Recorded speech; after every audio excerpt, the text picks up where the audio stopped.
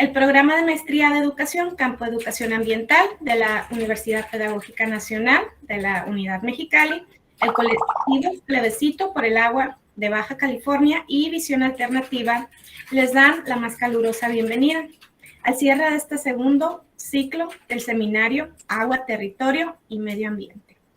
Adelante, maestra, continuamos.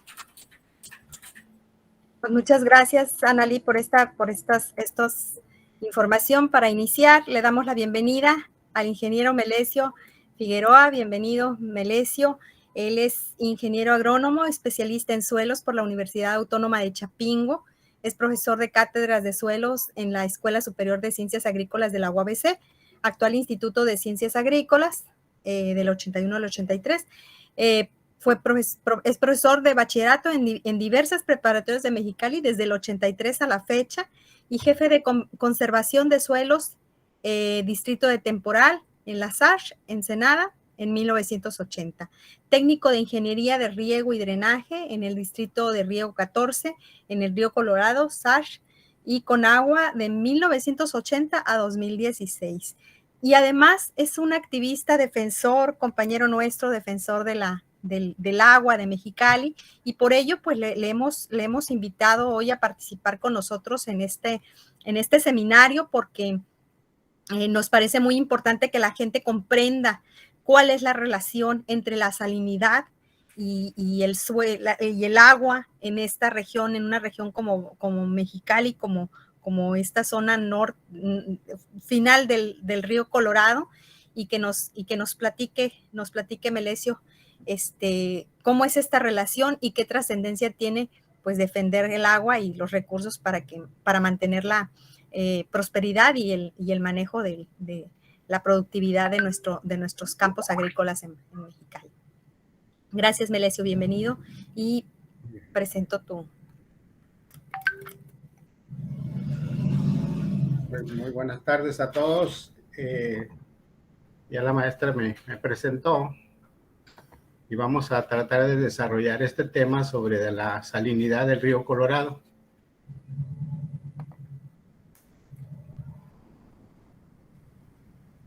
La salinidad del río Colorado, su origen y las consecuencias que tiene tanto en la agricultura como en nuestra vida diaria. La que sigue, por favor.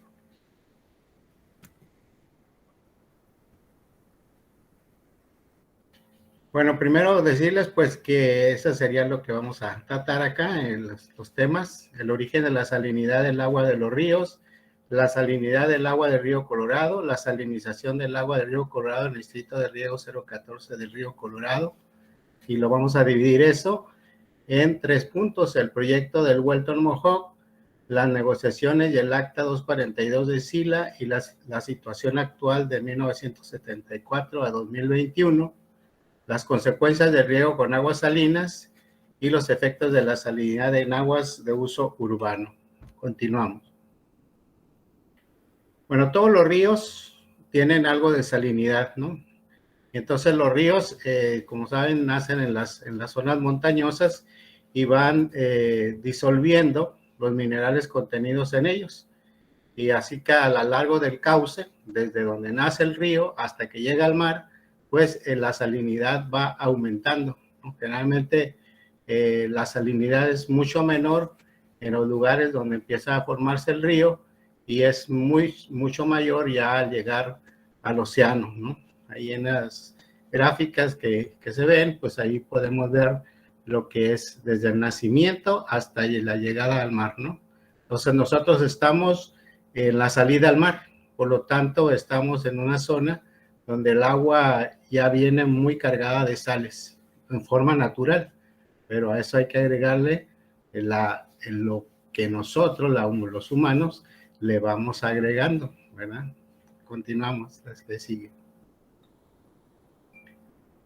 Entonces, lo que es la salinización del agua del río Colorado, ahí en el mapa pueden observar ustedes lo que es la cuenca del río Colorado, que ocupa una superficie de más de 629.100 kilómetros cuadrados.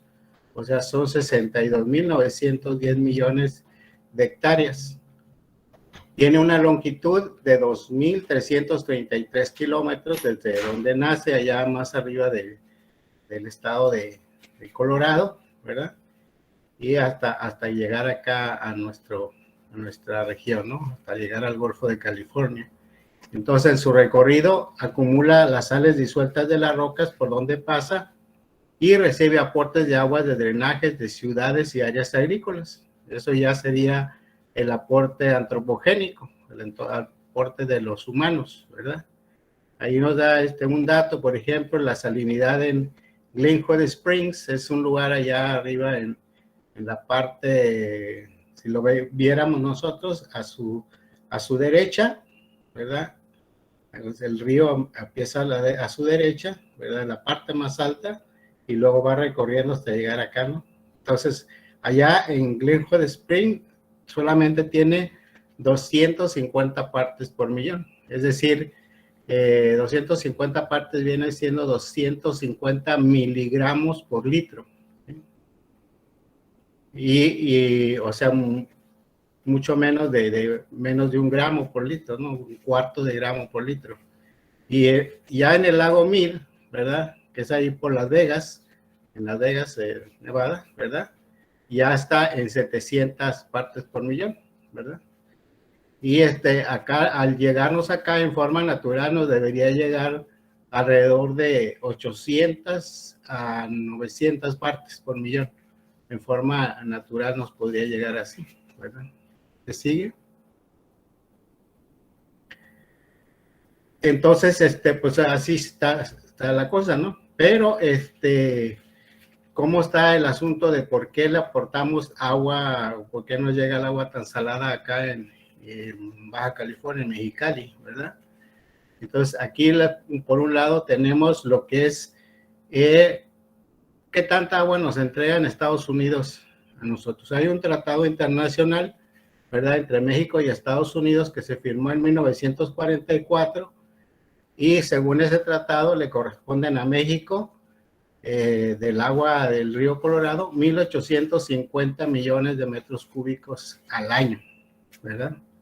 Eso es lo que nos corresponde.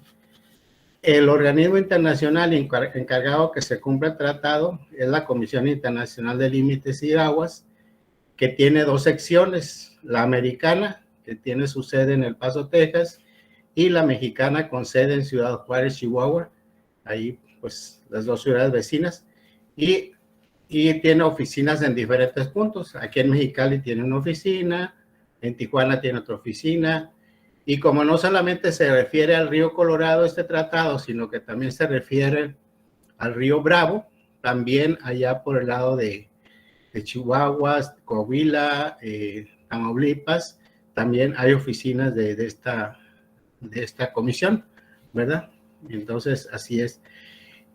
Y el agua aquí en lo que es en Mexicali, el agua que nos entregan del río Colorado, se recibe en 2 puntos. Uno que se le llama el Lindero Norte, está ubicado en la frontera sobre el cauce del río Colorado, más o menos a 1 kilómetro aguas arriba de la presa Morelos. La presa Morelos es la estructura que deriva el agua hacia la zona agrícola, ¿verdad? Y ahí es donde ahí se deben recibir 1.678 millones de metros cúbicos al año. Y otro punto que le llamamos el Lindero Sur, que está ubicado en la frontera en la frontera con San Luis Río Colorado, y en la parte de la margen izquierda, ahí pegadito a San Luis, a la ciudad de San Luis, hay un canal, ¿verdad?, que se llama el Sánchez Mejorada. Ahí nos entregan otra cantidad de agua, que son 172 millones de metros cúbicos al año. Estas de aguas de retorno, es decir, esas aguas no son directamente del río Colorado, sino son las aguas que le sobran, ¿verdad?, al valle de Yuma. Por eso se llaman aguas de retorno. Entonces son aguas de drenaje, coleos de riegos, y algunas veces también le meten aguas de una batería de pozos. ¿A qué sigue, por favor? Pues entonces, fíjense, en la cuestión de calidad de agua, y implícito esto en la salinidad, el tratado no establecía nada de calidad cuando se firmó en el 44, ¿verdad? Solamente dice que debe tener una calidad que sea para usos benéficos, ¿verdad? Eso es lo que daba pie a que los Estados Unidos pudieran entregarnos agua de retorno o drenaje dentro del volumen que nos tienen asignados, ¿verdad? Esto hizo crisis cuando Estados Unidos se desarrollaron el proyecto de riego llamado Welton Mohawk. Es un valle en el estado de Arizona, ¿verdad? Aquí sigue. Bueno, entonces vamos a hablar un poquito de esto del proyecto del Welton Mohawk, ¿verdad? El 23 de junio de 1951 fue creado el distrito de riego de Welton Mohawk, al este del distrito de Yuma en el estado de Arizona, para regarlo con agua del río Colorado, derivándolo de la presa imperial, misma con la que se deriva el agua para México. El valle del Welton Mohawk, ¿verdad? Es una cuenca cerrada, es decir, que no tiene drenaje natural hacia el mar, hacia otra parte, ¿verdad? Y por lo que ahí el agua que se fue, cuando se empezaba a regar, hicieron que se fuera acumulando más agua en el manto freático, o sea, en el agua subterránea, de tal manera que el agua subterránea empezó a elevar sus niveles, ¿verdad? Y empezó a crear problemas de salinización en los terrenos, ¿verdad? Es decir, cuando el agua está muy superficial, el agua subterránea está muy superficial, entonces las sales pues afloran, es decir, salen hacia la superficie. Entonces sus terrenos se les empezaron a insalitrar, ¿verdad? Y eso pues les iba causando efectos nocivos en sus cosechas, ¿no?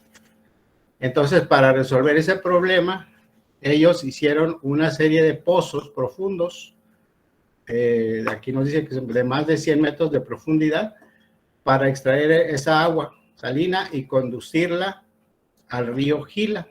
El río Gila es un tributario que va al río Colorado, ¿verdad? Y entonces esa agua llegaba al río Colorado, aguas arriba de la zona donde nosotros nos entregan, ¿verdad? Entonces, eso hizo que pues nos empezaran a entregar agua salina, salobre, con mucha sal, que venía de ese valle de Welton Mohawk, ¿verdad? Y eso se observó por primera vez el 10 de febrero de 1961, ¿verdad? Y se empezó a contabilizar esa agua que nos entregaban salina, se le aplicó a la que nos entregaban a México como parte del tratado, ¿verdad? Y así pues fue como se inició un problema muy fuerte, el calvario para los agricultores de Mexicali de aquel tiempo. Estamos hablando pues de los años 60. ¿Qué sigue? Aquí tenemos en esta imagen está lo que es el mapa del Welton Mohawk, ¿no? Ahí lo que se encuentra anaranjado es el proyecto de Welton Mohawk. Y entonces ahí esa agua nos llegaba hasta acá, ¿no? Los demás colores son otros proyectos de riego también que están ahí en el valle, ¿verdad? La que sigue. Entonces, pues empezó una lucha contra la salinidad del Valle de Mexicali, ¿no? Porque en febrero del 61 llegaron las primeras aguas con elevados contenidos de sales, con más de 3,000 partes por millón, es decir, más de 3 gramos por litro. O sea, esa era una salinidad tremenda. Las plantas cultivadas, ¿verdad? El algodón, el trigo, eso, no pueden soportar tanta salinidad, ¿verdad? Y entonces, 3,000 partes, cuando normalmente les decía, ¿verdad? Llegan entre 800 y 900 partes, es lo que llegaba antes de eso, ¿verdad? Y entonces, pues, los campesinos fueron viendo cómo sus tierras estaban cubiertas de una capa blanca de sal, ¿no? Y los campos de algodón, de aquel que era el principal cultivo, en ese tiempo se vio afectado en su crecimiento y desarrollo, es decir, se quedaba chaparrito y no producía, además, ¿no? O producía muy poquito. Y entonces al concluir la cosecha se dieron cuenta de la gran merma causada por la salinidad. Las organizaciones campesinas pidieron la intervención del gobierno federal y estatal para resolver tal situación, y se presentó la reclamación ante la Comisión Internacional de Límites y Aguas. El gobierno americano, a través de la sección americana, alegó que se estaba cumpliendo con el tratado. Recuerde que nada más decía que era para usos benéficos, no se establecía ningún límite de sales para entregarnos el agua, ¿no? Y que no estaban obligados a darnos ya agua de buena calidad o de mejor calidad. Que en todo caso México debía cambiar sus técnicas de riego para regar con aguas salinas, que ellos podían solo darnos asistencia técnica enviándonos a sus mejores expertos en salinidad, y así lo hicieron. Empezaron a mandaron técnicos especialistas en salinidad de la Universidad de California, y venían y hacían recorridos acá al valle, y pues recomendaban, ¿no? Pues que hay que, ahora ya tienen que cultivar así, para que busquen otras especies de cultivos que sean tolerantes a las sales, resistentes a las sales, tienen que utilizar más agua, bueno, toda la que es la técnica para manejar salinidad, ¿no? Sí nos mandaron esos técnicos, pero el problema no se resolvía. Que sigue, por favor. Entonces, las organizaciones campesinas, apoyados por los comerciantes y agroindustriales, exigieron mayor energía del gobierno para que no se recibieran esas aguas salinas. En aquel tiempo, Mexicali era una ciudad pequeña y dependía casi el 100% de la agricultura, ¿verdad? Entonces, por eso los industriales y los comerciantes se unieron a los campesinos para luchar contra la salinidad, ¿verdad? Se organizaron huelgas en el Palacio de Gobierno, ¿verdad? Precisamente ahí donde hoy está la rectoría, y era el Palacio de Gobierno, y ahí se reunían los campesinos y eran apoyados por las empresas, les llevaban comida y todo eso para que se sostuviera la lucha, ¿no? Para luchar contra ese cáncer que era la salinidad, ¿verdad? Entonces, eso pues hizo que el gobierno mexicano continuara con negociaciones, ¿no? Y se llegó hasta el acta 218. Fue la primer acta que se firmó para tratar de resolver el problema. El Tratado Internacional de Límites y Aguas establece que cuando hay un asunto importante, se reúnen las dos comisiones, las dos partes de la comisión, la mexicana y la americana, ¿verdad? Y hacen una serie de discusiones o estudios para llegar a un acuerdo. Y ese acuerdo se firma en una acta o minuta, como dicen ellos en Estados Unidos, ¿verdad? Donde se establecen compromisos y todo eso. Entonces, en esa primera acta de 218, solamente se estableció de que Estados Unidos iba a hacer una obra, ¿verdad? Aguas abajo de la presa Morelos, ¿verdad? Para que si no queríamos utilizar esta agua, si México no quería utilizar agua, la tirara, ¿no? La tirara al cauce del río, ¿verdad? Que se fuera al mar.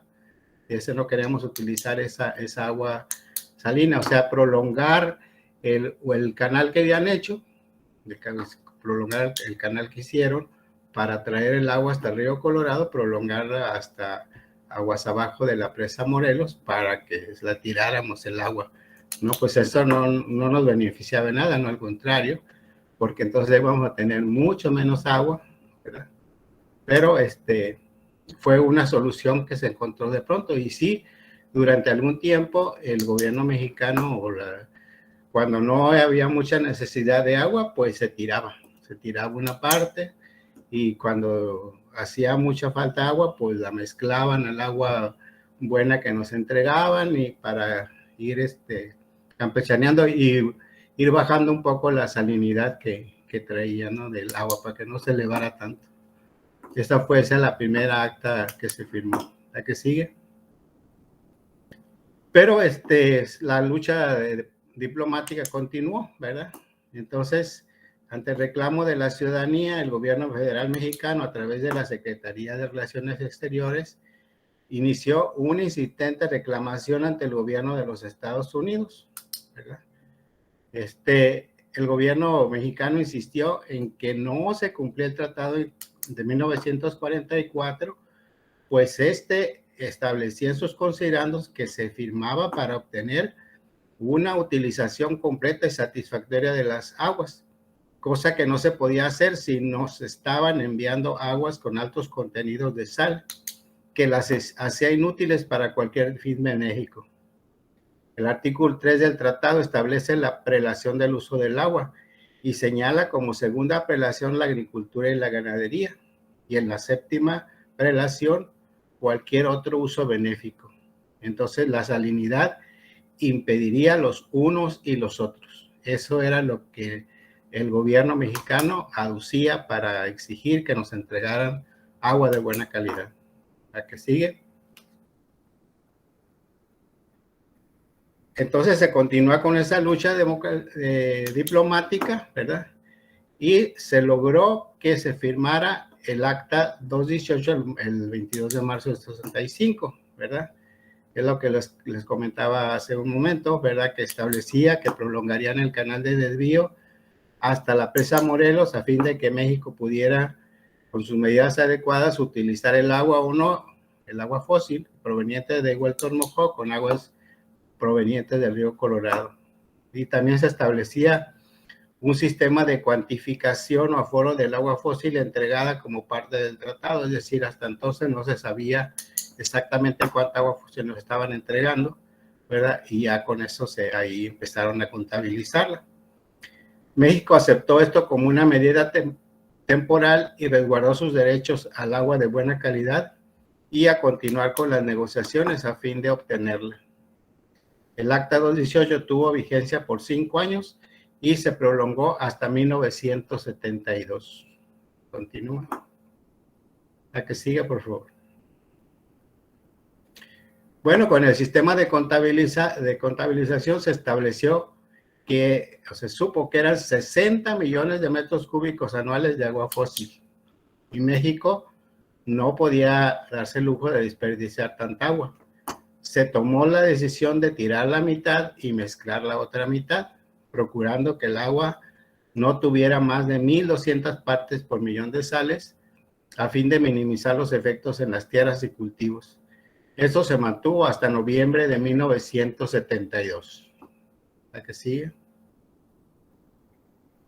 El embajador de México en Washington, Emilio O. Rabasa, en tiempos del presidente Díaz Ordaz, que después fue secretario de Relaciones Exteriores con el presidente Luis Echeverría, presentó la reclamación al secretario de Estado norteamericano, pero no obtuvo respuesta positiva. Utilizando la diplomacia, presentó el caso al asesor presidencial Henry Kissinger. Era un asesor muy influyente en ese tiempo, en tiempos del presidente Nixon, ¿verdad? Entonces, eso le sirvió mucho para encontrar una solución más rápida, ¿verdad? Logrando que el presidente Echeverría, en visita a Washington, presentara el caso a Nixon y al Congreso de los Estados Unidos en junio de 1972. El presidente Nixon se comprometió a tomar inmediatamente determinadas medidas para mejorar la calidad del agua que se entregara a México. También a designar a un representante especial para encontrar una solución definitiva, justa y permanente, e instruirlo para que un plazo hasta diciembre de ese año le presentara una propuesta que sería presentada a México. ¿Qué sigue? Nixon nombró al señor Herbert Brownswell, con quien el secretario Rabasa inició inmediato las negociaciones, presentando Brownswell su propuesta a Nixon el 29 de diciembre del 72, misma que se presentó al gobierno mexicano el 13 de mayo de 1973. El presidente Echeverría reconoció la buena voluntad del gobierno de Nixon y dispuso no utilizar ni una gota del agua fósil del Huelton Mojó en espera de recibir la propuesta de los Estados Unidos para una solución definitiva. O sea, dijo, tiren toda el agua. Y empezó a tirar toda el agua, ya no, ninguna parte se utilizaba de la agua fósil. En primera instancia, reconocían el derecho de México a agua de buena calidad, pero no había manera de cumplirla de inmediato. Propusieron construir una planta desalinizadora en Yuma para las aguas del Huerto del Mojoc y esa dárselas a México, ¿verdad? Y en aquel tiempo decían, bueno, que estaría construida para 1978, ¿verdad? Estábamos hablando de los años 72, ¿verdad? Y decían hasta 78 estará completo y les podremos dar agua de buena calidad. Se prolongaría el martillo de los agricultores del pueblo de Baja California y México no aceptó tal propuesta, ¿verdad? Además, ya un poquito más de adelante empezaron también ya a vérsele algunos asegúnes a esa planta que proponían, porque proponían una planta que iba a funcionar con energía nuclear. Entonces ya había ciertos problemas de contaminación en el mundo y ya las plantas nucleares estaban saliendo en desuso. La que sigue. La que sigue, por favor. Las negociaciones entre Brownsville y Rabasa continuaron y llegando a los siguientes acuerdos que fueron aprobados por el presidente Nixon y Echeverría. Los Estados Unidos se comprometieron a controlar en adelante la calidad del agua entregada en la presa Morelos, lo que es el volumen de 1.678 millones de metros cúbicos, para que tuviera una salinidad media anual que no sobrepasara en más de 121 partes por millón, con tolerancia de más o menos 30 partes por millón en media anual del agua del río Colorado que llegara a la presa imperial. El resto del agua, los 172 millones de metros cúbicos que se entregan por el canal Sánchez Mejorada en la margen izquierda, continuarían con la salinidad habitual que estaban entregando. Asimismo, se comprometían con cargo a Estados Unidos a construir y dar mantenimiento a la prolongación del canal de desvío Huerto del Mojoc hasta el estero de Santa Clara en el Golfo de California. O sea, ya para que el agua que venía de Welton ya no se quedara aquí en el valle, sino que llegara hasta el mar. Bueno, se llegó hasta una zona ahí que se le llama Santa Clara, que es una ciénaga actualmente. La que sigue.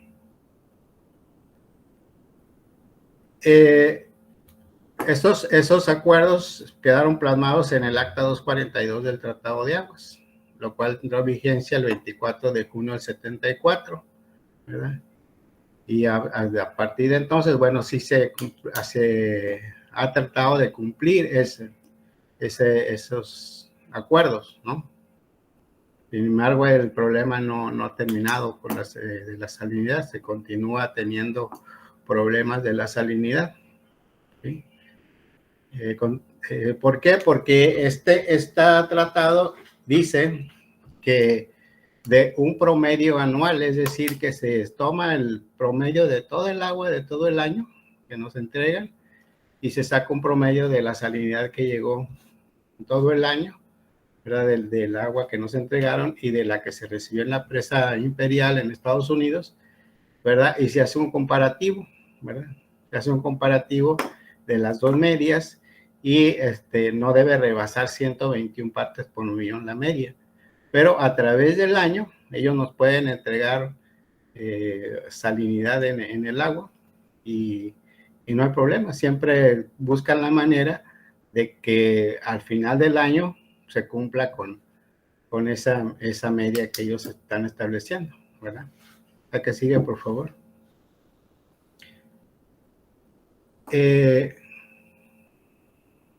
Un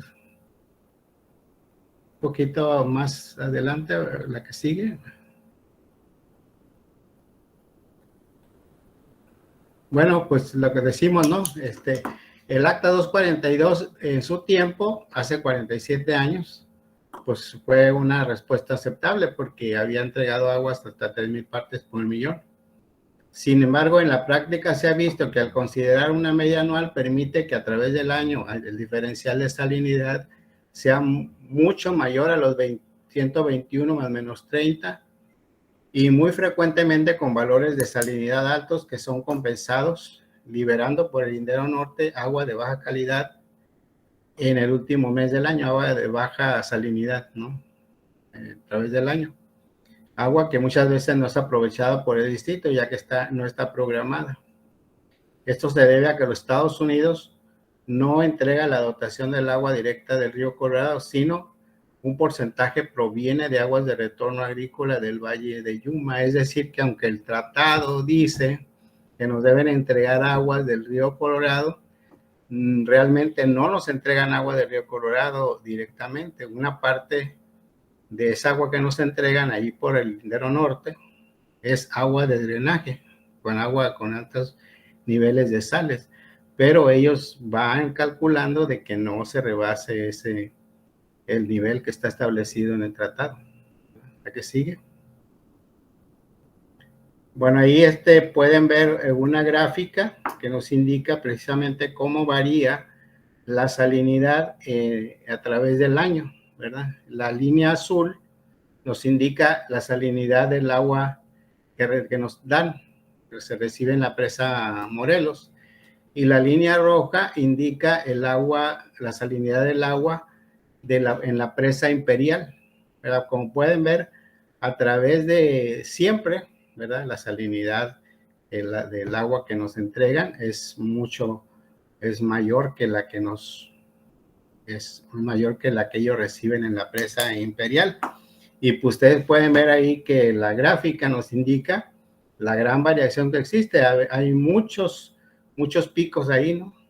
Hay muchos picos donde hay meses donde el agua tiene mayor cantidad de sales, ¿no? Generalmente son los meses más o menos de septiembre, octubre, ¿verdad? Y a veces hasta noviembre, ¿verdad? Cuando la diferencia de salinidad es mayor, porque es cuando recibimos también agua, menor cantidad de agua. Entonces el componente de agua de drenaje es mayor y por eso se eleva la salinidad. ¿La que sigue? Esta es la misma gráfica, nomás que es valores diarios, ¿no? ¿La que sigue? Entonces, aquí nos está hablando de un año nada más, del 2014, ¿verdad? Cómo fue que varió la salinidad, ¿verdad? Ahí la línea roja nos indica el diferencial que debía de ser, 121 partes, ¿verdad? Más o menos 30, generamos a 151 partes, es el valor diferencial máximo. Pero ustedes pueden ver ahí en la línea azul que está junto con la roja, ¿verdad? Ese es el diferencial real, lo que sucede, ¿no? Entonces pueden ver ustedes que al final, a su derecha, ¿verdad? A mi derecha mía, ¿verdad? Sí, a la derecha de la gráfica, pueden ver ustedes cómo hay esos meses la salinidad, el diferencial de salinidad es mucho mayor, ¿verdad? Las gráficas de las líneas de arriba serían los valores de cuánta salinidad trae real, ¿no? Entonces, la línea azul indica la de la presa Imperial y la línea verde, ¿verdad? Los puntos verdes indican la salinidad en la presa Morelos, ¿verdad? Pueden ver ustedes entonces que siempre nos va vamos a tener mayor salinidad, ¿verdad? Que nos están entregando, y hay meses en que está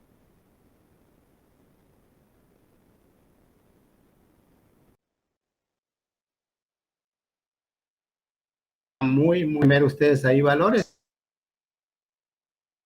y si ven ustedes a su derecha, ¿verdad? Hay valores en la línea, en los puntos verdes que van hasta 1200 partes por millón, ¿verdad? Entonces, sí podían darnos agua de mejor calidad, pero ¿a qué se debe? Pues precisamente a que nos entregan aguas de drenaje también, ¿no?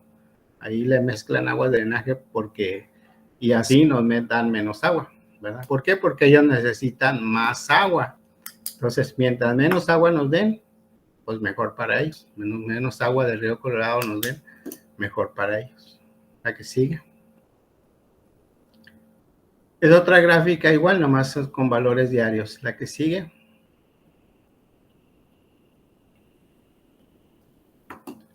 Bueno, ¿cuáles serían las consecuencias? Antes vamos a regresarnos un poquito a una lámina que se nos quedó. Así el acta 318, 319 y 323. Bueno, a lo mejor algunos sí se acuerdan que el 4 de abril de 2010 sufrimos un terremoto, ¿no? Que destruyó la infraestructura hidroagrícola de más de 30,000 hectáreas del valle, allá al sur del valle de Mexicali, ¿no? Entonces, por el efecto del terremoto, pues se destruyó la infraestructura, es decir, los canales, los drenes, todo lo que es la infraestructura de distribución de agua se destruyó, entonces ya no se podía llevar el agua a las parcelas, ¿verdad? Además, las parcelas también sufrieron muchos deterioros porque hubo hundimientos y hubo grietas y todo eso, entonces los terrenos ya no se podían cultivar así, tenían que someterse a un proceso de rehabilitación, ¿verdad? Entonces, los gobiernos de México y Estados Unidos acordaron que el agua que no se iba a utilizar porque no se iba a poder regar, pues que se quedara guardada allá en Estados Unidos, ¿verdad? Y para que México lo utilizara cuando ya se pudiera, ¿no? Pero hubo algo oscuro ahí, nunca se supo a ciencia cierta qué pasó, pero esa agua ya nunca se regresó, ¿verdad? Se quedó allá en Estados Unidos, ¿verdad? Y como la rehabilitación, la reparación de la infraestructura tardaba, ¿verdad? Se renovó ese acuerdo, ¿verdad? Ese se llama el acta 318, la que les dije, y se renovó el acta en 2012 con el acta 319, que finalizaría en 2017, ¿verdad? Es decir, se siguió desde 2010 hasta 2012 se siguió guardando agua, ¿no? Y agua que se quedó para siempre allá, ¿verdad? Pero ya se iba a terminar la vigencia de esa acta, y entonces había que firmar otra acta. Entonces hubo una serie de negociaciones, de pláticas y todo eso, para llegar a un acuerdo, ¿verdad? Y entonces en 2017, ¿verdad? Se reunieron después de varios tiempos que estuvieron reuniendo, ¿no? La SILA, a través de diferentes grupos. Me tocó a mí trabajar precisamente en eso en el grupo de salinidad. Se formó un equipo de salinidad para ver cómo se iba a manejar la salinidad en esto. Pero ya estaba yo por jubilarme y ya no me tocó estar en este tiempo de la firma. Yo me jubilé en 2016, ¿verdad? Y entonces en 2017 pues ya sacaron otra nueva acta, que es el acta 323, ¿verdad? En ella se establecen las condiciones de reducción de los volúmenes que le entregan a México por disminución de los niveles de agua en la presa Hoover, que es la presa que almacena el agua que nos entregan a California, a nosotros, a México, Arizona, ¿verdad? Ahí se almacena el agua. Y entonces, si el agua, los niveles de agua se van disminuyendo, dicen ellos que porque hay menos aportaciones de agua en la cuenca por efectos del cambio climático, del calentamiento global, ¿no? Que ya hay mucho cambio climático, que no llueve lo suficiente, o no neva, ¿verdad? Entonces que ha habido menos escurrimientos y que la presa ha ido disminuyendo sus niveles, ¿verdad? Y que si se llega a un cierto nivel, 1050 pies sobre el nivel del mar, algo así, ¿verdad? Entonces, se van a empezar a reducir la cantidad de agua que entreguen tanto a para ellos, para California, para Arizona, en nosotros, ¿verdad? Entonces allí se establecen en esta acta estas condiciones con las cuales se van a ir reduciendo las cantidades de agua que no nos van a entregar, ¿no? Y bueno, otra serie de medidas de cooperación, así entre comillas, que la mayoría están para beneficio de Estados Unidos. O sea, Estados Unidos generalmente que le vamos a entregar agua a cambio de obras de infraestructura que ellos van a hacer aquí en Baja California, ¿no? En Mexicali específicamente, o sea, rehabilitación de canales y todo eso para supuestamente recuperar agua, pero esa agua que se recupere no va a ser para México, sino va a ser para Estados Unidos, ¿verdad? Entonces, eso es lo que establece en esa acta. Pero para el asunto que nos trata de la salinidad, bueno, ahí en esa acta se establece que se va a respetar el acta 242, es decir, el mismo diferencial que se establece. Pero como se saben que si se entrega menos agua y el porcentaje de agua de drenaje que ellos nos entregan no la quieren disminuir, ¿verdad? Sino que la van a mantener, y entonces quiere decir que se va a incrementar la salinidad, ¿verdad? Pero ellos dicen, pues se va a hacer una fórmula para que no les perjudique, ¿no? Una fórmula que hasta ahorita ni siquiera la Conagua, que es la que opera el agua que nos entregan, no saben cuál es la fórmula, ¿no? Les he preguntado ahí a los que están encargados ahora, y dicen, no, pues ahí dice que una fórmula, pero nunca nos la han presentado, ¿no? Y entonces, pues no sabemos cómo va a afectar esa salinidad. Pero sí establecen ellos ahí en este misma acta 323 que México podrá utilizar el canal Welton Mohawk. Si hay agua que no quiere utilizar, pues que la eche al Welton Mohawk y se vaya al mar, ¿no? Como regresando al acta 218 de los años 60, ¿no? Así como que vamos para atrás, ¿verdad? Y entonces eso pues pensamos que va a seguir perjudicándonos, ¿no? Esperemos que no llegue al caso de que nos reduzcan las entregas de agua, porque entonces sí nos va a afectar más. La que sigue más adelante, otra más ahí, más, que sigue, otra más. Una para atrás. Bueno, ¿qué consecuencias de riego tienen las aguas? ¿Por qué hablamos tanto de eso de la salinidad? Bueno, en general la salinidad causa efectos de disminución de los rendimientos de los cultivos. Es decir, las plantas tienen una tolerancia de salinidad. Si se rebasa esa tolerancia, pues empiezan a reducir su rendimiento, ¿verdad?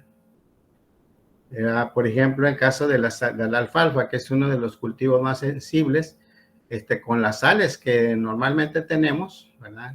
Alrededor de las 1000, más o menos, 1000 partes por millón, ¿verdad? Solamente puede tener un 75% de su potencial productivo, ¿verdad?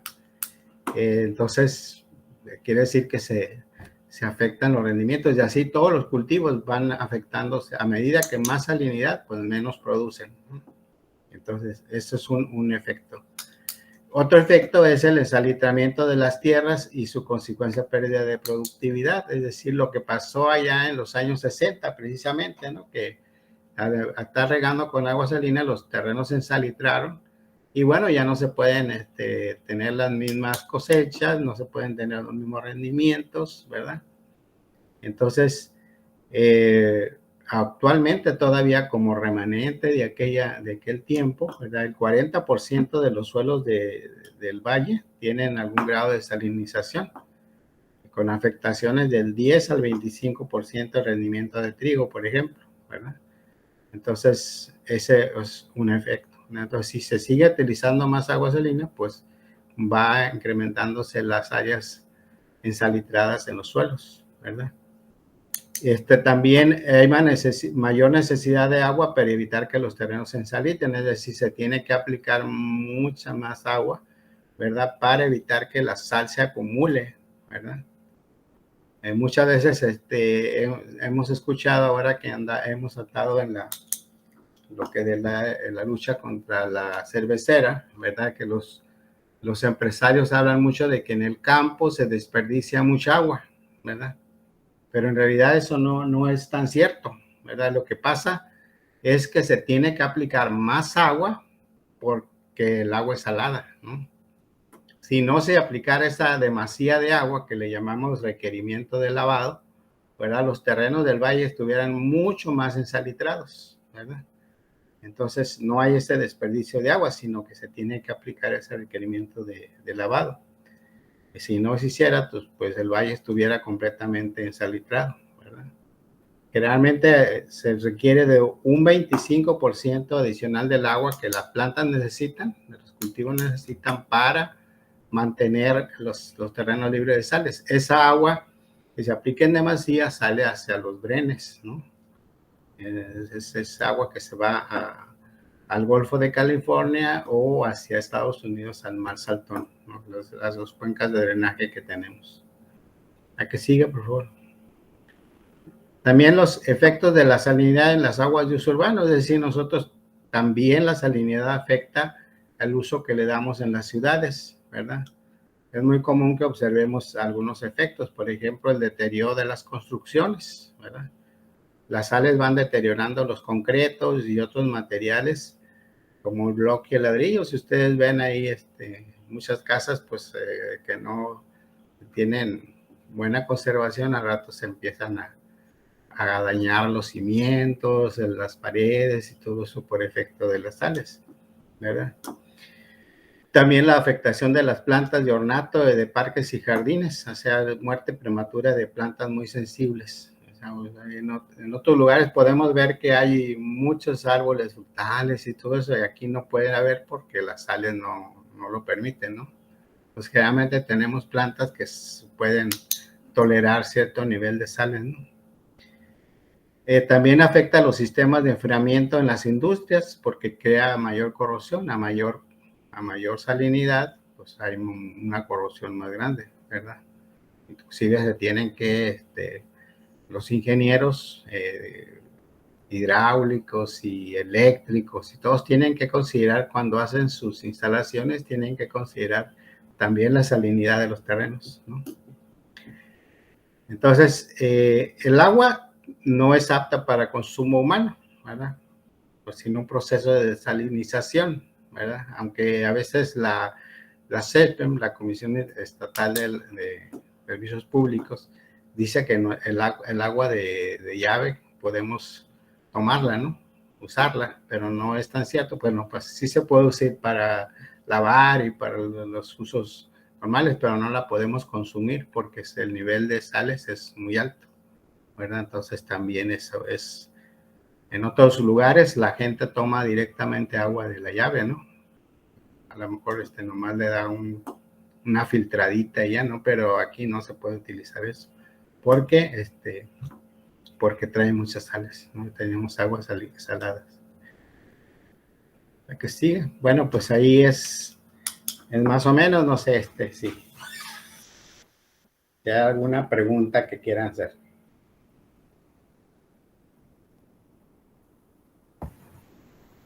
Muchas gracias, Melesio, por este panorama que nos has dado. Me parece muy importante ahí revisar o ver cómo en las gráficas que nos presentabas, una que pasamos rápido, pues en el 2020 es mucho más alto todavía el nivel de sal. Eso sumado a lo que en la sesión anterior de este seminario revisamos con los efectos del calentamiento, del cambio climático y el calentamiento en esta zona, pues hace que nos demos cuenta de que gran peligro estamos corriendo en Mexicali, ¿no? Nuestros suelos, nuestro territorio puede convertirse en una salada más grande, ¿no? De la que ya tenemos. Sí, así es.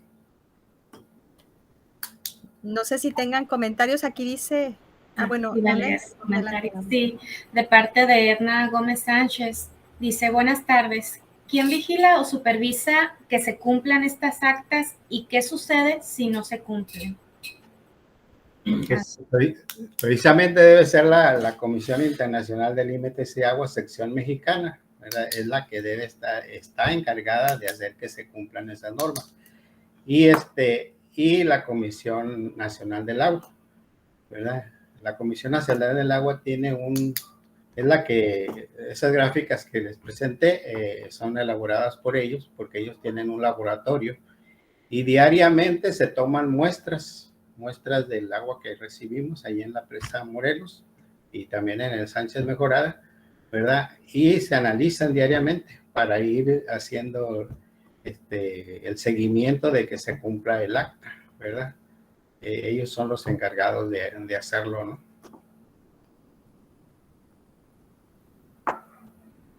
¿Alguien más si quiere hacer alguna pregunta de viva voz? Están invitados.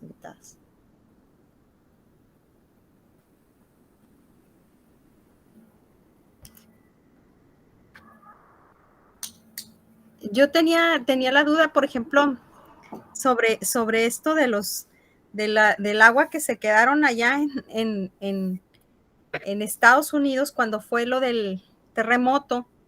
Se supone que pues estaba como guardada para la reserva. La pregunta que te haría es, se supone que ahora va a aplicar unas nuevas actas, nos la mostraban a partir del 2022, va a aplicar una reducción.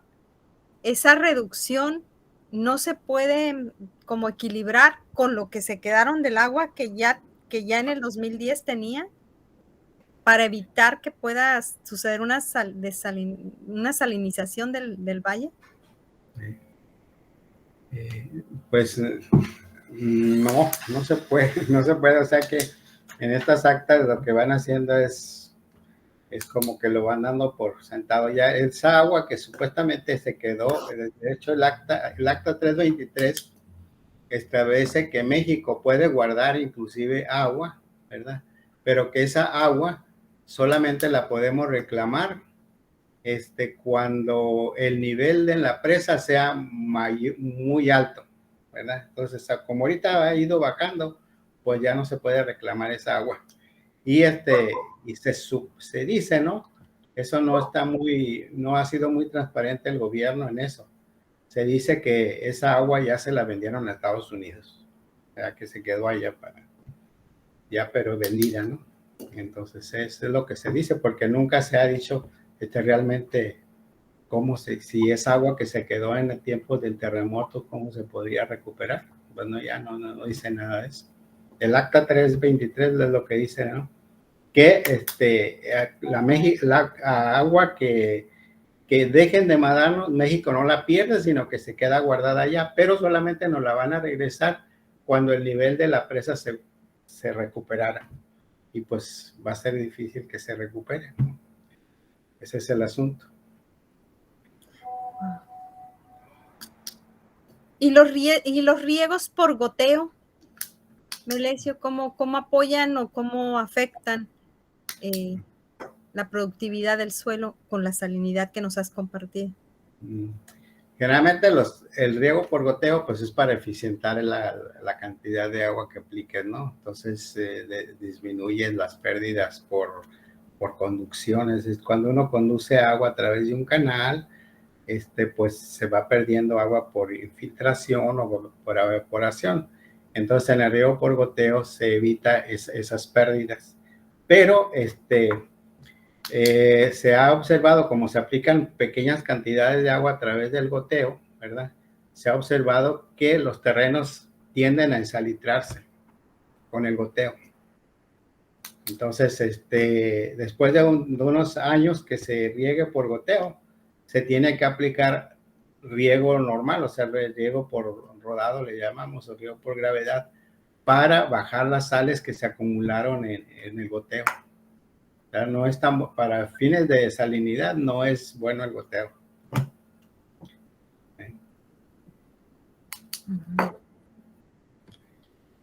Hay un comentario por acá. Estoy aquí leyendo que Edna también comparte un comentario, bueno, es una pregunta. ¿Quiénes negocian estas condiciones parecen favorecer solo a Estados Unidos? En el riego por goteo no se lavan las tierras de sal. Las negociaciones se hacen entre las dos comisiones, ¿no? de las dos secciones de la Comisión Internacional. Ahí se negocian. Sin embargo, sí hemos observado, o sea, yo he observado desde que estuve en la Comisión Nacional del Agua, siempre los que están en la Comisión Mexicana, la parte mexicana, como que son muy proclives hacia la posición americana, ¿verdad? Siempre como que favorecen eso, ¿no? Y desgraciadamente ahora el que estaba en Sila, aquí en Mexicali, bueno, desgraciadamente o afortunadamente, a lo mejor nos va bien, va a ser el secretario del agua del estado, ¿verdad? Entonces, él sabe muy bien cómo se maneja ese asunto. Pero entonces se llevan a cabo una serie de pláticas entre las dos comisiones hasta que se llegan a acuerdo. Digo, se forman grupos de trabajo para establecer las condiciones y al último, los que deciden, pues hay los jefes, que son los jefes de las comisiones, los comisionados. Hay un comisionado americano, de la parte americana, y un comisionado mexicano, que son los que firman las actas. Pero eso lo tiene que revisar el gobierno mexicano. La comisión mexicana depende de la Secretaría de Relaciones Exteriores, ¿verdad? Pero en los gobiernos anteriores, ¿verdad? Y hasta ahora no se ha visto que haya cambios. Los gobiernos priistas y panistas como que no querían mucho negociar fuertemente con Estados Unidos y preferían como que estarse del lado de ellos, ¿no? Entonces, por eso esta Acta 323 favorece demasiado a los Estados Unidos, ¿verdad? Inclusive se firmó así como fast track, ¿verdad? Se firmó fast track como que querían que se firmara antes de que hubiera cambios, porque ya se vislumbraba, pues fue en el 17, ya se vislumbraba que iba a haber un cambio de partido, ¿no? Y entonces trataron de hacerlo lo rápido que se pudo, ¿verdad? Y inclusive en esta parte de salinidad, le digo, yo me tocó trabajar en ese grupo de salinidad y al último ya no convocaban a los técnicos de aquí de Baja California, sino que solamente venían los de México. O sea, mandaban enviados de las oficinas centrales de Conagua para que estuvieran en las negociaciones. Y pues ellos no conocían o no querían conocer realmente cómo nos iba a afectar a nosotros aquí en Mexicali, ¿no? Así pasa. No sé si hay más preguntas en el Facebook, Anali. Hay aquí algunos comentarios, más bien saludos. Ahorita los voy a leer. Ok. Aquí en el chat está compartiendo Edna. Deberíamos exhibir los nombres de los integrantes de estas comisiones, de esas comisiones. Y aquí en UPN Mexicali, en el Facebook, Marta Fernández dice, saludos desde Córdoba, Veracruz. Y Nani Cefuentes, buenas tardes, saludos desde el Valle de Mexicali. Más que nada son saludos. No sé si alguien más tenga algún comentario o alguna pregunta que quiera hacer. Pues ahí en la presentación vi una acotación ahí en donde ponías que los mismos de Conagua no sabían cuál era esa relación de la salinidad que debe contener o algo así, me llamó mucho la atención. ¿Las nuevas autoridades de Conagua sabrán esta relación o hablas de estas nuevas autoridades que no lo saben? No lo saben. Los que están aquí en Mexicali, no, porque son inclusive amigos míos, pero no, les he preguntado, dicen, no, nunca nos han dado esa fórmula. Nunca no sabemos cómo se va a calcular la salinidad al momento que nos reduzcan la cantidad de agua. Pero Les digo, pero sí, ya, dice aquí en el acta que ya se hizo esa fórmula.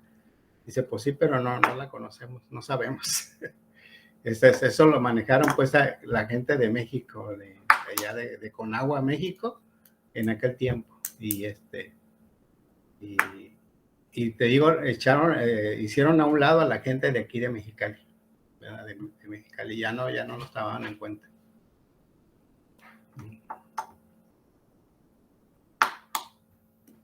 Wow, entonces ahí hay que trabajar más, no sé,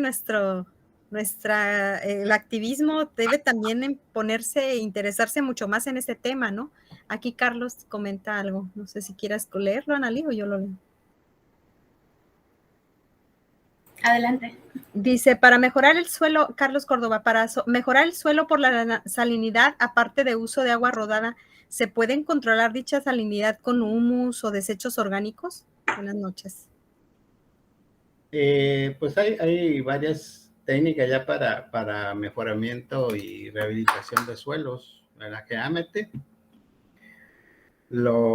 para mejorar ciertas propiedades del suelo que mejoren la permeabilidad para que el agua entre al suelo y lave mayor cantidad de sales, se necesita que su permeabilidad sea más buena.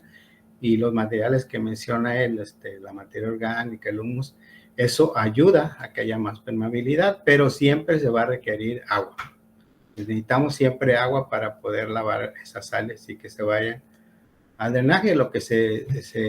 Y también para mejorar el drenaje, pues se puede instalar lo que se llaman los drenajes parcelarios, es decir, tuberías que capten esa agua que se aplica para lavar las sales, que la capten y la saquen de la parcela, ¿no? Para que la lleven a un dren que vaya fuera de la zona agrícola, ¿verdad?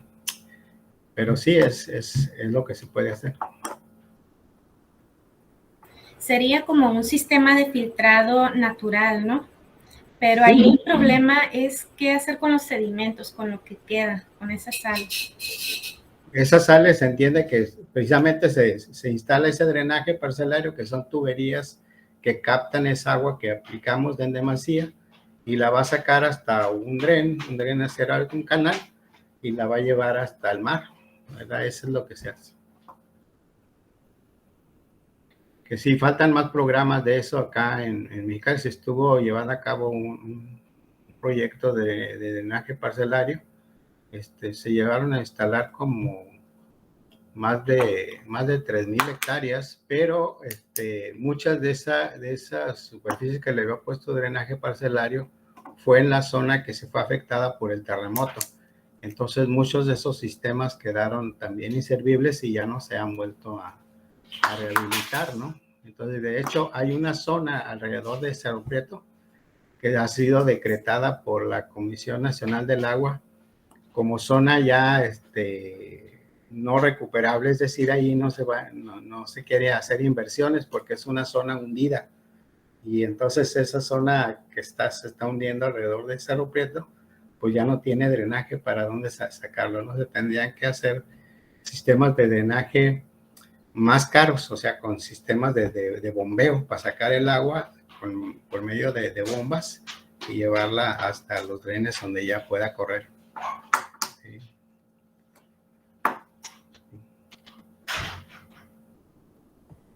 Sí. Y es muy curioso porque la ciudad se ha ido deshaciendo de sus drenes, ¿no? O yo no sé, pero me da la impresión de que cada vez hay menos drenes. Sí, bueno, pues aquí en la ciudad sí, porque van perdiendo ya su uso, ¿no? Generalmente todos los drenes que están alrededor de la ciudad eran drenes agrícolas, ¿no? Y entonces pues ya no van teniendo uso, pues se van abandonando, pero se van convirtiendo como en focos de infección, ¿no? Porque la gente los utiliza para tirar basura, animales muertos y hasta personas muertas, ¿no? Así. Entonces se va convirtiendo eso. Pero los que se quedan aún, precisamente porque todavía algunos tienen función agrícola y ahora se les ha dado función industrial. Muchas industrias desfogan a esos drenes, o sea, descargan a esos drenes, ¿verdad? Y y entonces también son causa de infección porque muchas veces el agua que las industrias descargan ahí no cumple con las normas de calidad que deben de tener para descargas, ¿verdad? Y eso también es lo que pasa, ¿no? Y ahí los drenes están muy contaminados.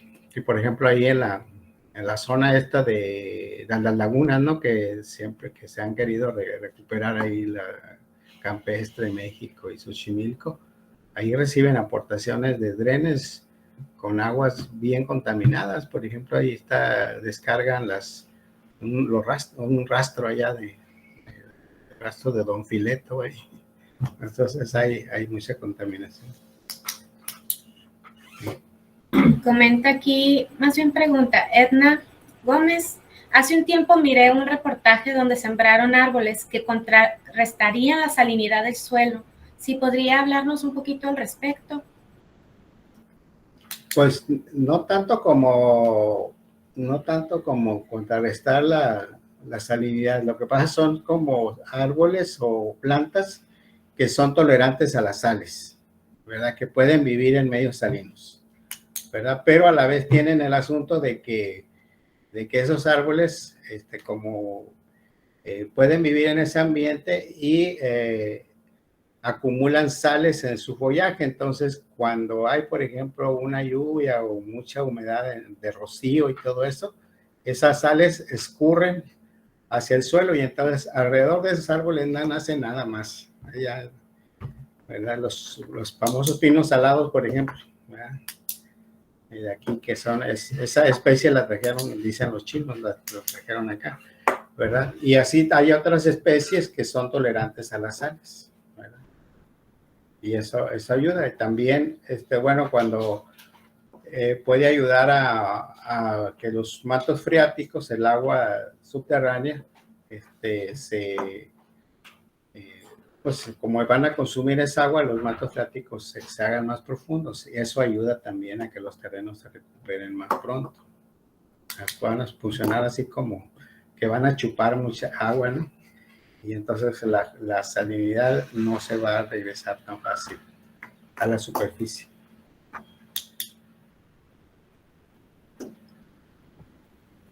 Qué interesante esta relación que planteas, porque de pronto en la sesión de este seminario, justo nos platicaban las compañeras ambientalistas, que están tratando de que se planteen las plantas nativas de la región para poder, pues, mejorar el ecosistema en la zona, y justo nos planteaban cómo estos árboles, pues, son contaminantes de cierta manera porque no son nativos de la región, pero entonces uno se preguntaba, porque pues tienen muchos años y muchos creíamos que eran de la región, pero entonces ahora con esta explicación que nos haces, también nos queda claro esta relación que tenían, o sea, los introdujeron para intentar hacer esto, y ahora que explicas este proceso, también se entiende por qué estos árboles son como, las sombras son mucho más frescas, ¿no? Por la forma en la que se manejan con la sal. Sí, sí, así.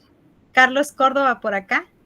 Trabajo en una organización que está restaurando parte del bajo delta del río Colorado. Ay, qué interesante. En una zona del sitio de restauración tenemos problemas con los álamos, los cuales se riegan por goteo, 16 litros por 4 horas. ¿Nos recomienda subir las horas de riego? Pues ahí habría que analizar el uso consultivo. No sé si el técnico que está encargado ahí, pues tiene que analizar cuánta es la demanda de agua diaria. Generalmente el riego por goteo tiene que sacarse en función de la demanda de agua diaria del árbol, de los árboles, ¿verdad? Entonces hay que hacer un análisis. Si se están secando, probablemente sí que le esté faltando más agua, ¿verdad? Y a lo mejor habría que incrementar las horas, pero ¿cuánto? Pues habría que hacer el análisis, ¿no? Del uso consultivo de los requerimientos de agua de los árboles para que determinaran exactamente cuántas horas debe de regarse en función también del gasto que tengan los goteros, ¿verdad? Lo que a lo mejor también habría que analizar si los goteros que se están utilizando tienen suficiente gasto, ¿verdad? Que te estén dando la suficiente agua para eso.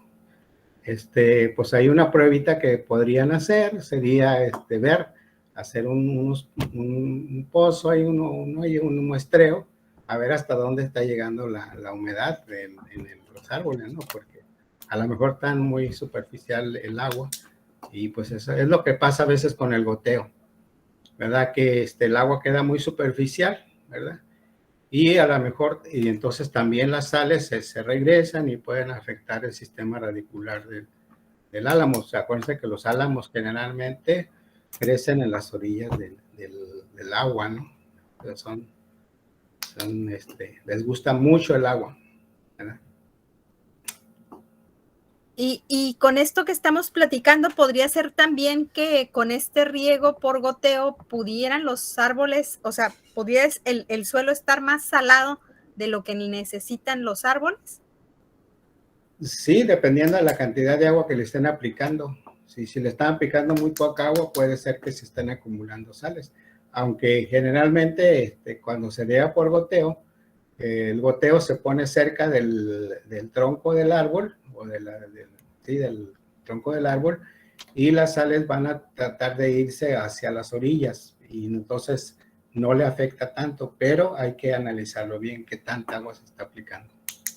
Si el agua que estamos aplicando es suficiente para que no se acumule el agua en la sal. Okay. Muchas gracias. No sé si haya más preguntas en el Facebook o acá. Acá ya parece que no hay más preguntas. No hay más. Yo quería plantearte una última porque me parece también interesante esta relación por una nota que vimos que a mí me causó sorpresa, justo por esto que hemos estado revisando en la lucha por la defensa del agua, de este problema de la salinidad y de la propuesta que había de traer agua del río, del Golfo de México, del Golfo de California, a través de la Laguna Salada, volver a llenar ahí esa zona, y de si no eso podría causar algún problema. Ya nos decía la investigadora en la sesión anterior que las mediciones que han hecho de algunos pozos, cada vez más pozos en Mexicali están teniendo problemas de que se están salinizando. Entonces, un proyecto de este tipo que abra el agua del Golfo a esta zona podría acarrear más problemas todavía agravados a lo que ya nos has compartido. No sé si lo conoces tú el proyecto. No, pero realmente si se metes agua del mar, bueno, hay dos formas que se estaban metiendo agua del río Colorado, lo que son el agua de drenaje. El agua de drenaje se puede meter hacia la Laguna Salada. De hecho, cuando hubo excedentes en los años 80, pues la Laguna Salada se llenó, ¿no? Y no, en esa zona no afectaría nada. De hecho, hay los ejidos. Ahí en la Laguna Salada hay una serie de ejidos, ¿no? Que tienen sus pozos, pero esa agua viene de la sierra, entonces no se afecta. No se ha visto que haya afectación por la entrada de agua del mar hacia la laguna. No afectaría eso. Está separado pues de lo que es el valle, la sierrita de los Jucapás nos separa al valle. No afecta lo del valle, lo de la Laguna Salada no afecta al valle. Ok. Hay un comentario en Facebook, disculpen, de Lucy Durán, así en cuanto a los drenes, así como la cervecera Constellation Brands, que haría uso del dren para tirar los desechos. No es tanto pregunta, es nada más un comentario. Creo que alguien más quería comentar algo. Disculpen si interrumpí. Al respecto de eso de las cargas, se entiende que la Constellation Brands también iba a tener una descarga, ¿no? Y entonces la Comisión Nacional del Agua es la encargada también de dar los permisos de descarga. y en los permisos de descarga se establece una calidad de agua que ellos deben desechar, ¿verdad? Y tienen que cumplir con las condiciones de descarga. Para eso, todas las industrias que descarguen a drenes, que son drenes federales, que son tienen que cumplir con esas descargas, ¿verdad? Y de hecho, esa descarga, ese dren al que descargaría la Constellation, ¿verdad? También va hacia las lagunas, hacia la laguna campestre. Entonces, también afectaría ahí. Entiende que no sé qué tipo de desecho de agua ellos harían. Sería, por un lado, pues sería lo de sus sistemas sanitarios, pero también no sé si también hay algo que utilicen para algún proceso y luego lo regresen, no sé cómo esté.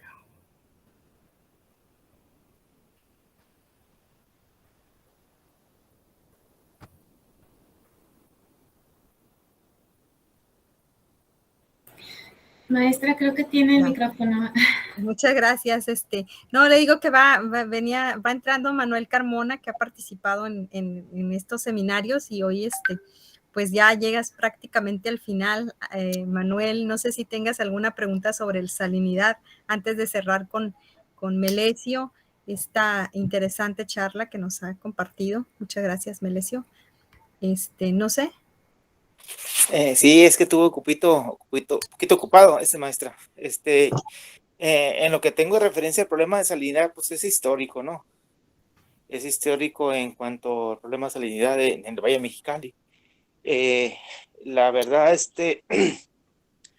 me ha tocado beber, es una experiencia que me contaron mis abuelos, que la más fuerte salinidad fue el del Valle Mexicali, fue cuando se arrojaron fuertes, inundaciones del río Colorado, inundaron lo que es la colonia Borges y lo que fue la zona norte, donde se echaron a perder varias parcelas por problemas de salinidad. Esas salinidades tardaron muchos años en recuperarse, inclusive hubo huelga, hubo manifestaciones en aquel tiempo, lo que se llamaba la SARCH, a lo que ahora es Agarpa.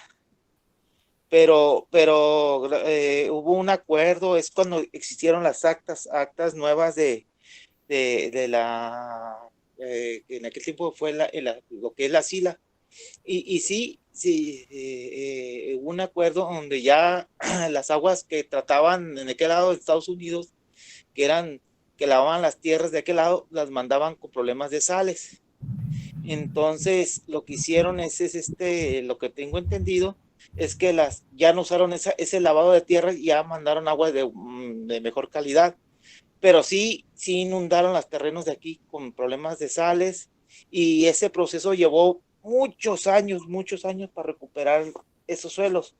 Es cuando surgieron los drenes parcelarios, que el principal fue el río Culiacán, un dren que va por la zona del norte, por la Borges, y es cuando surgieron esos drenes con la finalidad de quitarle las sales a esas parcelas por minaciones. Entonces, esos, inclusive ahí en Mexicali hay muchos drenes que ya están inactivos, inclusive llenos de maleza, llantas.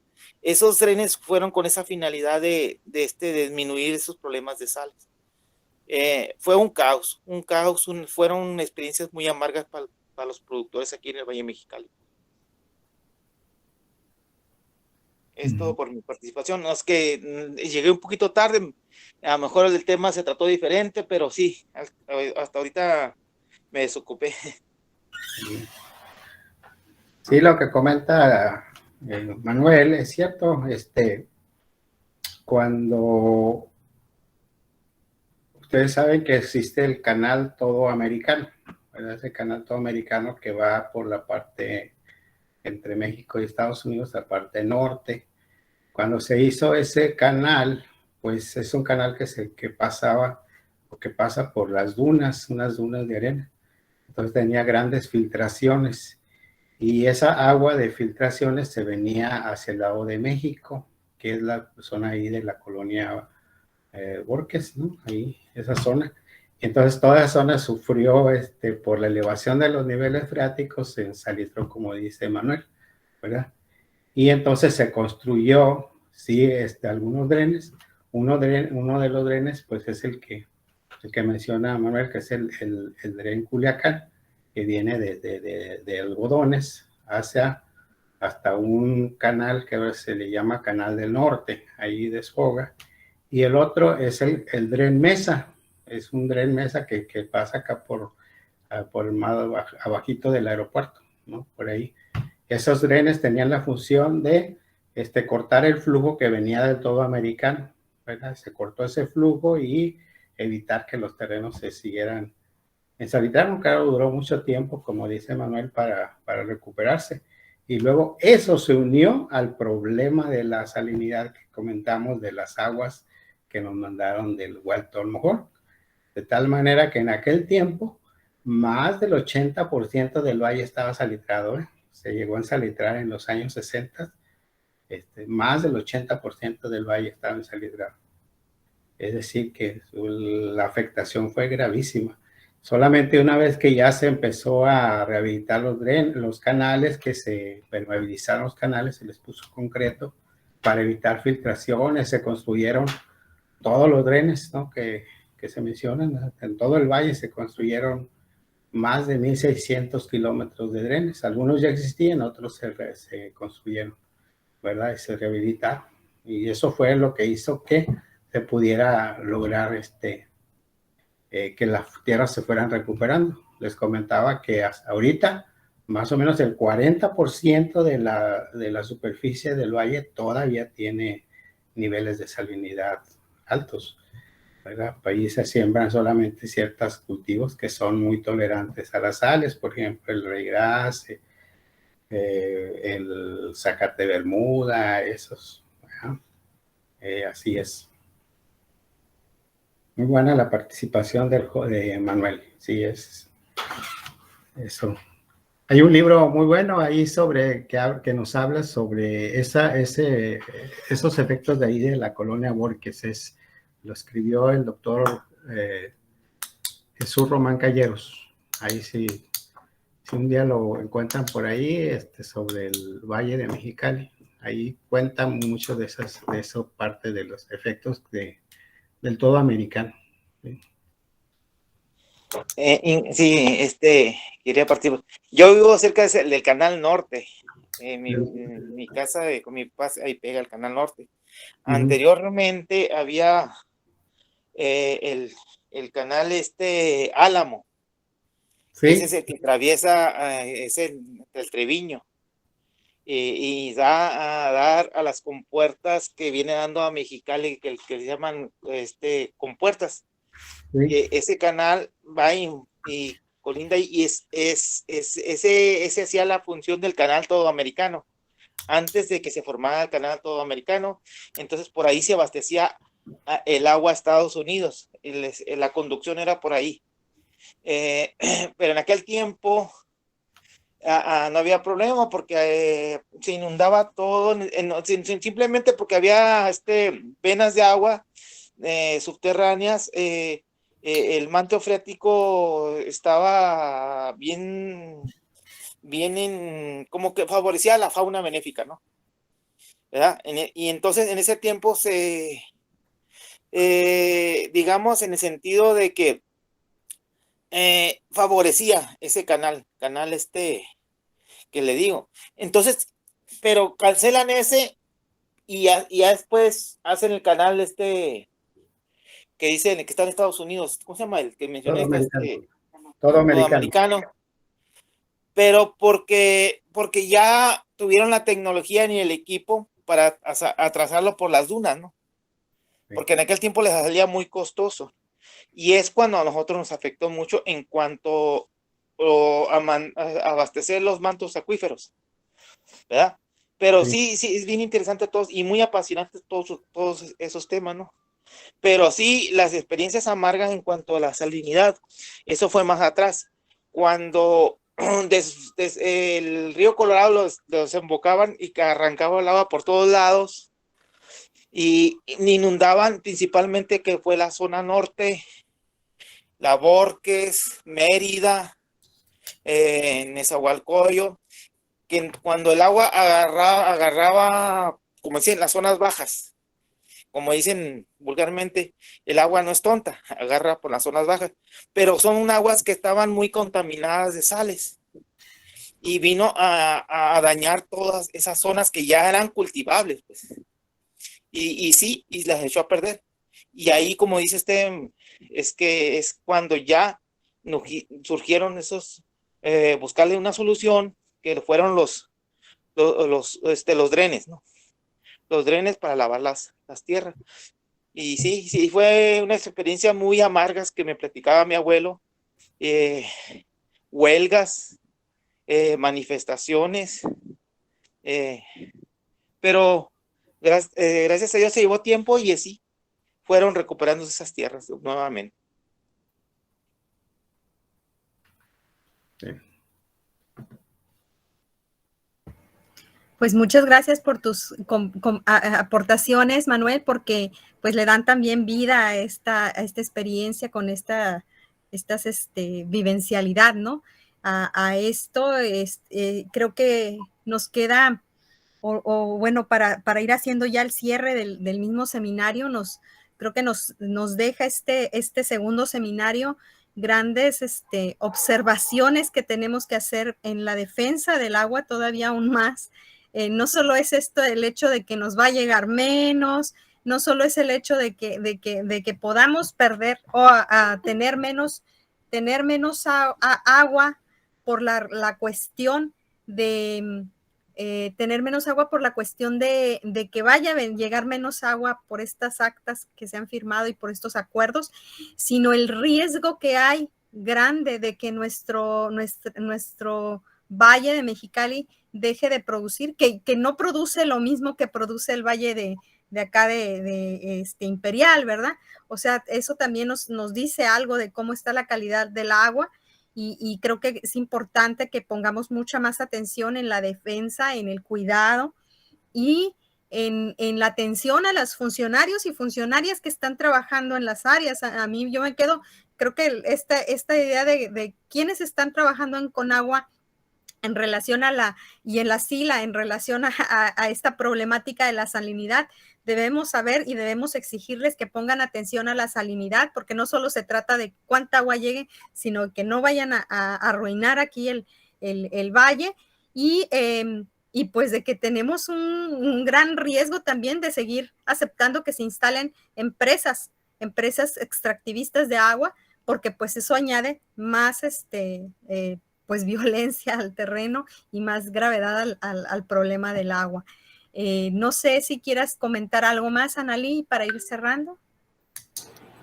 Pues de mi parte, pues no tengo así mucho comentario, más que nada pues es un tema bastante interesante conocer qué es lo que también influye sobre nuestros recursos que disponemos. No es nada más el agua en sí, sino también todo lo que implica pues la salinidad, ¿no? Que es también la siembra, todo lo que son pues ahora sí que la riqueza que tiene el Valle de Mexicali.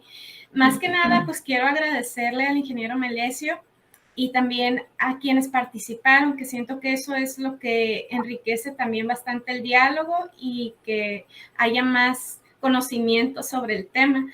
Y pues es todo de mi parte. Muchas gracias, ingeniero. Y muchas gracias, maestra. Perdón. Muy bien. Micrófono, maestra. Muchas gracias, Analí, por acompañarnos y bueno, una observación también aquí que para la UPN, que ahorita se encuentra en igual que los maestros de Baja California, tanto la sección 2 como la 37, en espera de que se resuelvan. Son más de 50 millones de pesos que cubrirían las nóminas extraordinarias y que han dejado a muchos maestros y maestras sin recibir su pago, el pago de su quincena. Entonces esperemos que eso se resuelva. y que vamos a estar aquí apoyando solidariamente. Igual hay un montón de demandas, o sea, son más millones lo que se debe. Comenté ese porque son las nóminas extraordinarias que te incluye a ti, compañera Analí, y nos solidarizamos. Y pues muchas gracias por acompañarnos en este espacio para hacer este cierre. Melesio, cerramos así con broche de oro este segundo seminario. Muchas gracias por compartirnos con esa sencillez, con esa claridad, esta información tan importante para comprender cuáles son la relación del agua con la salinidad en nuestro valle. Y no sé si quieres comentar algo más antes de despedirnos, y a quienes van entrando apenas, pues tendrán la grabación de la actividad y en el sitio de Visión Alternativa. Bueno, muchas gracias por haberme invitado y ya saben, cualquier consulta al respecto, pues ahí tienen la información la maestra Perla. Algún detalle, algo que les interese, pues también estamos a la orden de ustedes. Melesio, ¿podremos compartirles compartir la presentación que hiciste en el espacio? Sí, sí se puede compartir. Sí. Ok, muchas gracias. Entonces, ya les estaré publicando el espacio. Ya también está subido el video de la sesión pasada y algunos links que se les van a publicar en breve. Y pues igual la información sobre y también ahí les vamos a compartir. Me encontré un disco ahí de música de las luchas por la salinidad en los años 60 y se los voy a poner ahí para que lo tengan, de esto que platicaba Manuel y que nos comentaba Melesio en la primera parte de la presentación. Que tengan muy bonita noche y muchas gracias por compartirnos y gracias a todos, sobre todo a los compañeros también de Plebiscito por el Agua que han acompañado en esta sesión, en este ciclo del seminario. Muchas gracias, compañeros y compañeras, porque pues esta lucha sigue y va a continuar porque tenemos muchos retos enfrente. Que tengan muy bonita noche. Hasta luego. Hasta luego. Buenas noches. Buenas noches.